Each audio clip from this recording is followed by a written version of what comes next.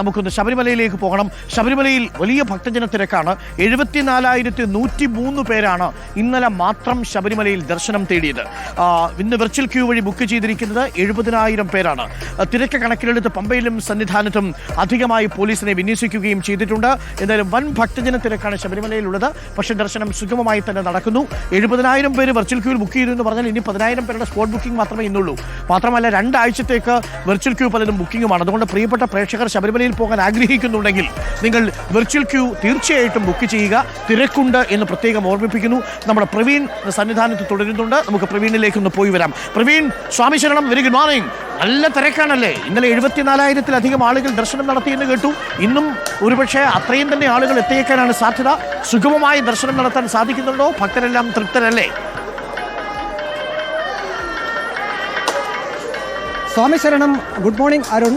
ഇന്ന് ശബരിമലയിൽ രാവിലെ മുതൽ തന്നെ വലിയ ഭക്തജന തിരക്കാണ് അനുഭവപ്പെടുന്നത്. ഞാനിപ്പോൾ നിൽക്കുന്നത് 18-ാം പടിക്ക് സമീപമാണ്. നമുക്ക് ദൃശ്യത്തിൽ കാണാം 18-ാം പടി ചവിട്ടി അയ്യനെ ദർശിക്കാനുള്ള ആ ഒരു തിരക്ക്.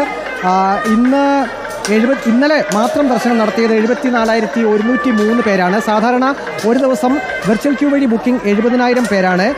തത്സമയ ബുക്കിങ്ങിലൂടെ ഇന്നലെ 3,017 പേർ ദർശനം നടത്തി. പുല്ലുമേട് വഴി 410 പേരും ദർശനം നടത്തി. ഇപ്പോൾ നമുക്ക് മനസ്സിലാക്കാൻ കഴിയുന്നത് നേരത്തെ ഈ സ്പോട്ട് ബുക്കിംഗ് സംവിധാനം സംബന്ധിച്ച് ചില ആശങ്കകളും തർക്കങ്ങളും ഒക്കെ ഉണ്ടായിരുന്നു. അതുകൊണ്ടാണ് ദേവസ്വം ബോർഡും സർക്കാരുമൊക്കെ ഈ സ്പോട്ട് ബുക്കിംഗ് എന്നുള്ള പേര് മാറ്റി തത്സമയ ബുക്കിംഗ് എന്നാക്കിയത്.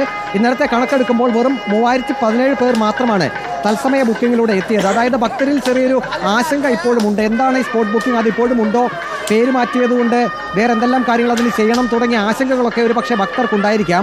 അതുകൊണ്ടാണ് 10,000 പേർക്ക് അവസരമുള്ള സ്ഥാനത്ത് ഇന്നലെ 3,017 പേർ മാത്രം തത്സമയ ബുക്കിങ്ങിലൂടെ ദർശനം നടത്തിയത്. ഈ തത്സമയ ബുക്കിംഗ് നടത്തുമ്പോൾ ആധാർ കാർഡ് അങ്ങനെയുള്ള രേഖകളൊക്കെ കയ്യിൽ കരുതണമെന്ന് സർക്കാർ നിഷ്കർഷിച്ചിട്ടുണ്ട്.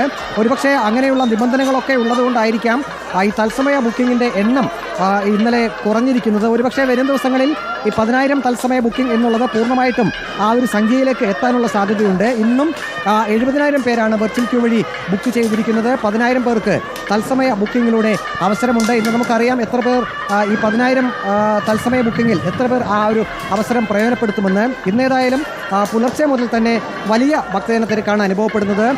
പുലർച്ചെ 3 മണിക്ക് ക്ഷേത്രനട തുറന്നു. സാധാരണ ഈ ഭാഗത്താണ് ഭക്തർ നിരനിരയായി ക്യൂ നിൽക്കുന്നത്. ഇപ്പോൾ ഈ ഒരു സമയത്ത് രാവിലെ ഈ ഒരു 8 മണിയാകുന്ന ഈ സമയത്ത് ഈ ഭാഗത്ത് അല്പം തിരക്ക് കുറവുണ്ട്. ഇവിടെയാണ് ഭക്തരെ ഇങ്ങനെ മിനിറ്റുകളോളം പിടിച്ചു നിർത്തി അതിനുശേഷം 18-ാം പടി ചവിട്ടി കയറാൻ അനുവദിക്കുന്നത്. ഇതിന് തൊട്ടു താഴെയാണ് നടപ്പന്തലുള്ളത്. അവിടെയും നല്ല തിരക്കാണ്. ഈ സമീപത്ത് തന്നെ നമുക്ക് ആഴിയൊക്കെ കാണാം.